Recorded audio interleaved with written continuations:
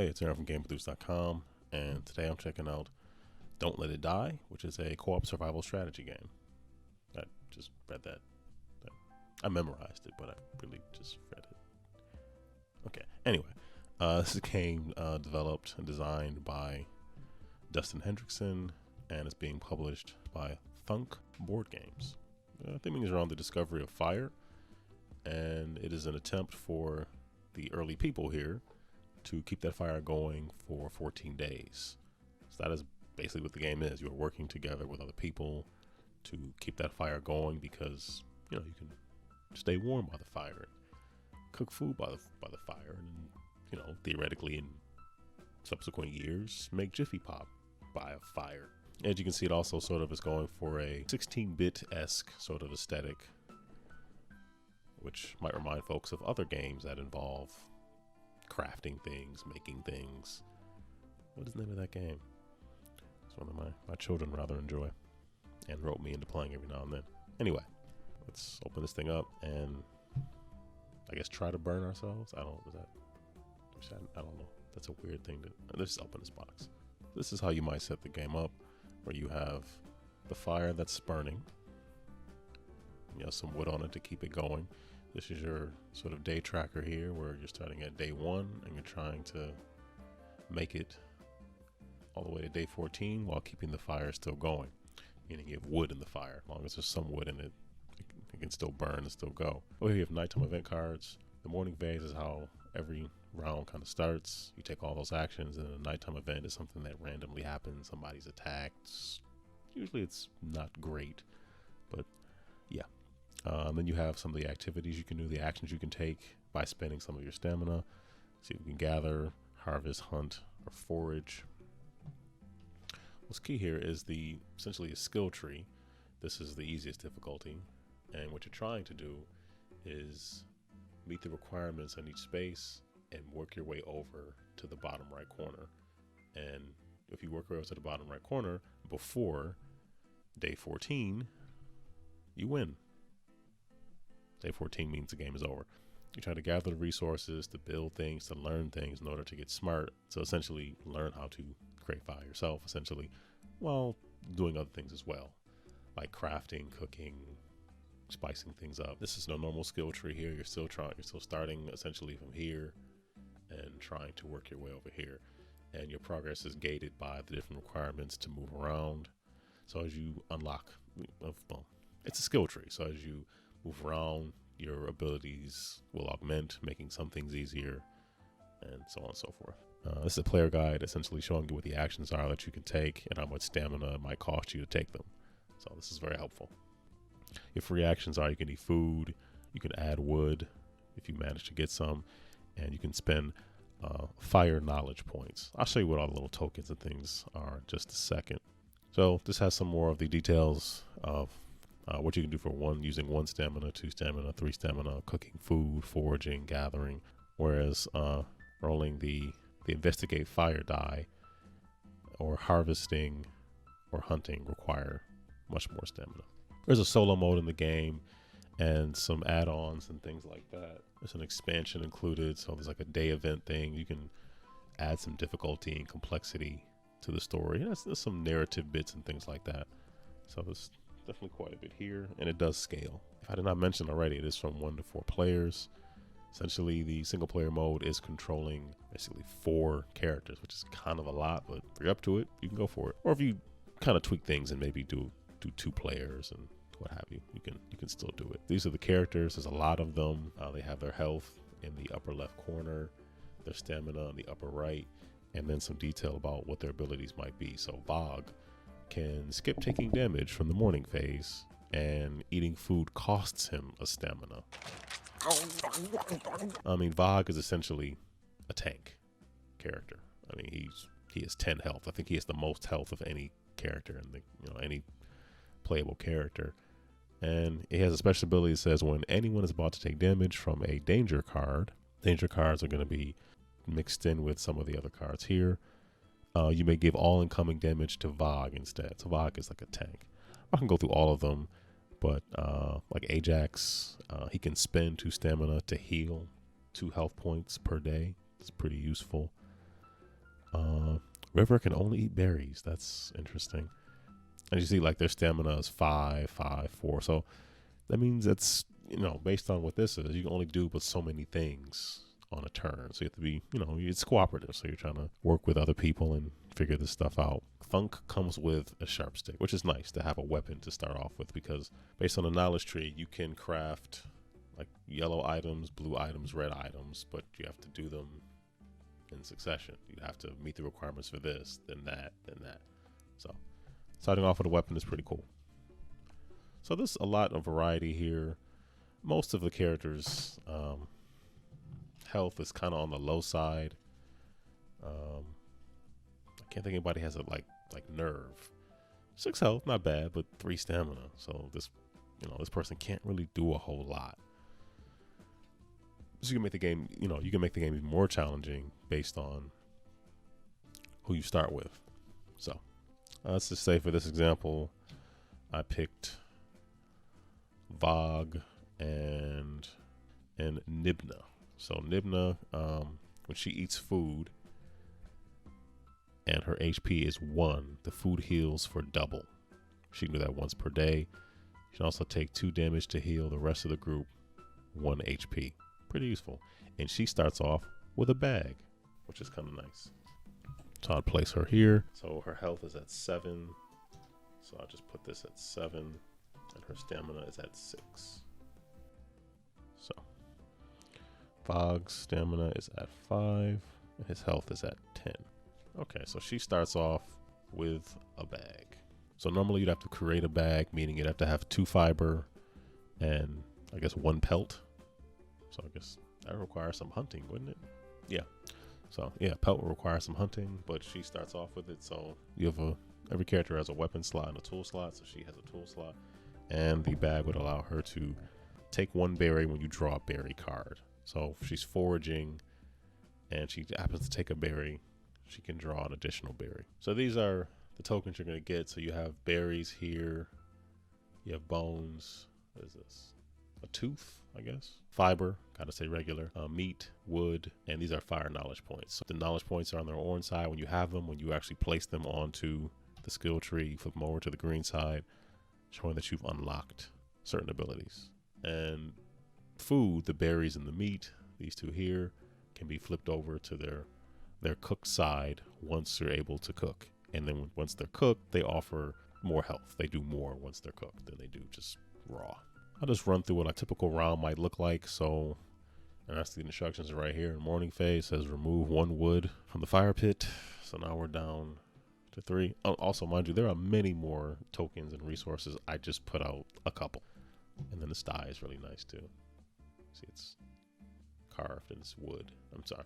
It's wood and it's nice, and it just shows the amount of fire that you'll earn on a roll. This just means the number of fire knowledge points you can get. So you can spend 3 stamina during a turn, roll this, and whatever it lands on, hey, I got 1. I get 1 fire knowledge point. You need the fire knowledge points to spend them to unlock all these. I don't know if I mentioned that. So you see, to unlock warmth, which means everyone's maximum stamina will go up 1 point, you need 3. See the 3 in the upper right corner? You need 3 fire knowledge points to do that. So those are the point requirements to unlock. This is just the first player marker. Nibna's going to go first. Every morning, everybody takes 1 damage of health. I'm not really sure why. So you just leave your max token where it is. One of Vog's abilities is he skips taking damage in the morning phase, so he's going to stay at 10. Nibna, unfortunately, is going to go down to 6, but her max is still 7. You can increase health too. That's also on this the fire knowledge tree, increasing health. Okay, so Nibna has 6 stamina, so she can take free actions. Free actions are she could eat food, she could add wood, assuming she had some, to the fire. She can also spend fire knowledge points, putting them on the tracker to unlock different abilities. She doesn't have any yet. Right now she can cook food, she can trade. The trading is like you can trade 3 of any resource for 1. Why, if you're all working together, I'm not sure why it's a 3-to-1. Like, I don't know what's going on with the Catan like ratios, but that's what's in the rules. But you can house rule how you want. That seems a little like we're working together here. But anyway, she's going to use 2 stamina, and she's going to forage. No, actually, she's going to gather. Gather means you're gonna draw from the gather deck here. I'm not sure if I shuffle these up. Let me go ahead and do that. All right, so she's gonna spend 2. So now she's down to 4. So she's gonna gather, and she got a rock. Exciting. She's gonna spend another 2. Let's see if she can. Oh, great. So she got a danger card. Now, it's a boar. She doesn't have any weapons, so she can't really fight it off. So she's essentially going to take damage. But our good friend Vog over here can take that damage for her. Now he's down to 8. And she has 2 stamina left. What do you want to get some wood there, but didn't happen. So she's going to use her last 2 to forage, and nothing happens. Great. All right, and that was her turn. Now it is Vog's turn. Vog only has 5 stamina, so he's even more limited in what he can actually do. So what's Vog gonna do? Vog is going to gather. All right, so Vog got. Actually, I should put these back over here. So she has a rock. Vog has a wood, and you can always put the wood on the fire, the log on the fire for a free action. All right, he's gonna forage. Okay, so now he got 2 berries. Dibna has 1 rock. With her rock, if she adds a wood and 2 fiber, she can make a pickaxe. So there you go. So there's always things you can do with the items here. I mean, if memory serves, you can just look through to see, and these you have the skill to create anytime. You can always take 1 wood and make a club out of it for your character and put it into the weapon slot, which gives you some way to defeat enemies, which is good. And I'll probably flash up on screen what some of the battle stuff in the manual is. The weapon strength versus the wildlife strength, all that kind of stuff. Okay, so now that we both have taken our turns, Vog has 1 stamina left. So eating is a free action except for Vog. He uses stamina to eat. Here's the thing though. You need to eat 3 berries for a single health. You need 2 meats for a single health. Nothing's free.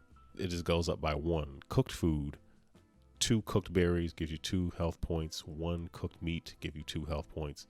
But cooking also requires stamina, and we're not able to cook yet because we're not there on the skill tree tracker. So that's the end of the morning phase for everyone. And then the night phase is you unfortunately have to draw a card.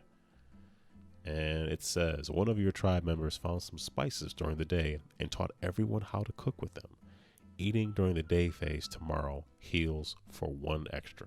Now, despite the fact that none of us can cook yet, and the fact this only works tomorrow, which is unfortunate, means this card came a little early, but that's what it is. Now I would house rule it and just say, just leave it out when it triggers, great. But the way the game intends you to play is, if you're able to cook at this point when you draw this card, anything you cook and eat, anything you eat during the day phase gives you extra health. The thing is, you don't have to really cook it. If I had enough berries, so if Vog had an additional berry, because you need 3 to gain 1 HP. If I got 1 additional berry, it would just give me 2, which would bring me back up to 10, which is kind of nice. That's the night phase. So then everybody would go back to their max stamina. Vog's health would stay at 8, but he wouldn't lose anymore. Dibna's would go down to 5 because you always lose a health. The day tracker would move down. We'd also remove 1 piece of wood. And it just gets worse and worse. So that's sort of the flow of the game. As you saw, some of the danger cards, like the mammoth does 3 damage. You might find a bone. There's a saber-toothed tiger. There's things to be worried about. All the night events are not bad. I picked a rather good one. Learning how to, even though you can't cook, learning how to use spices. So this one says the morale of the group is very high tonight and everyone sleeps soundly. Skip taking 1 damage from the next morning phase. So the game tries to mix it up between things aren't terrible, but definitely foraging, gathering, harvesting, or hunting do not guarantee you the resources you're looking for. That's the game. So it's about acquiring those resources, learning how to cook, moving down the skill tracker quickly, because you only have basically 14 rounds to learn how to start that fire. So you got to really communicate and talk to your teammates about what the best courses of action are in order to achieve that goal. So one thing I found myself doing a lot was just spending 3 to roll this to get those points. Like I just rolled a 3, which means I will get 3 fire knowledge tokens, which is good because they would allow me right now to increase everybody's stamina to the max, like go up by 1 and keep it that way for the rest of the game, which is helpful. And you can spend more to go even further. You can get your health up pretty high. I think maybe 2 or 3 over what the maxes are. Well, on this one 2. You can even increase your stamina by 3. I mean, but you have to spend. That means someone's turn is spent rolling and doing that. So you got to figure out who's going to do what and when. So things I like the art style. I like the pseudo 16-bit pixelated style that the characters are in, and they look like really nice sprites, which is nice. I like the artwork. I like the theme. The theme was interesting to me. Icon pieces here are very easy to differentiate. This wooden die is really nice. I like how your health and stamina, you have a marker to show where you currently are versus what your max is. I like that. So I like the components. I think that the game does a very good job thematically of keeping all that consistent. I think I do like co-op games. I like games where I'm working with others to accomplish the task. Everybody's not into that, but I am. I do like that there's a solo mode. However, the solo mode kind of gets a little heavy because you're almost like playing for like 4 different people, which can be a lot. I guess you could scale things maybe for like a 2-player game for a solo. Maybe I tried it wrong. Maybe I did it for 4 and now my brain was like, I don't know. How much fiber do you have? Are you regular? Things I wasn't as wild about. The game is very difficult. I mean, even there is an easy tracker. So this is much easier. You're only moving like 8 different times to get to the end. So but even with this one, if you don't really min-max like every turn, you could lose well before you even get to 14. Like by the time you get down to like 7, you're losing 3 pieces of wood on a turn, like in the morning, and losing some health. The game is very challenging. The designer's intention was to make a challenging co-op game. He succeeded. It just became necessary for us to house rules a lot of things. Like it was so difficult for us, we just kind of went in and said, okay, we're gonna maybe not lose a health every morning because it just felt punishing. Are we being beaten throughout the night? Like I don't know. I do wish the rules were just a little less punitive. The game is challenging in and of itself. Like this is a doomsday clock. It's ticking. You can see it. You're constantly trying to make sure that you're getting knowledge points to unlock stuff. You're constantly trying to make sure you get something out of here, which is a crapshoot. You might not get anything, and that sucks. But making things like axes and stuff like that allow you to get even more resources. You might double the amount of wood you get and things like that. So there are some mitigators for some of the difficulty, but I just felt like we had to house rule a lot of it in order to ultimately still lose, but feel like we really stood a fighting chance of keeping this fire going. So don't let it die. It is fun. I do like it. I found that we had to house rule it, but all in all, it is a very enjoyable game. It has a nice look to it, nice table presence, very nice components. I recommend checking it out.